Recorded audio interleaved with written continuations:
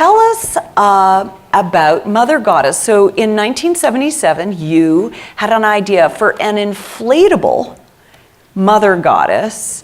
It's never been made. Tell us about how this work came to you. In the early 1970s, when I was all involved in the research for the dinner party, I discovered how all early civilizations revered and worshiped goddesses. And then slowly, you can actually trace the rise of patriarchy through the changes in deities.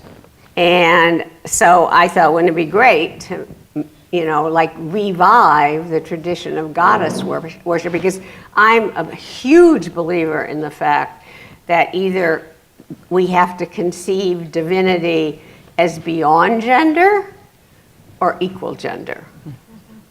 As long as we worship a male god, we are basically supporting patriarchy.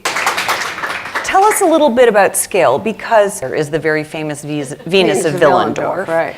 But it's tiny. Exactly.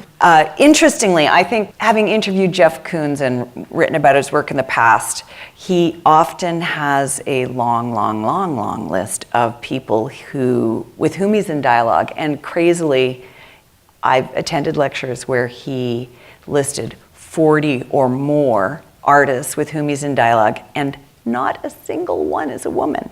I don't want anybody to ask me if things have changed, okay? Because this tells the entire story. His piece is realized, an addition, and mine is just a concept. This is in 2019.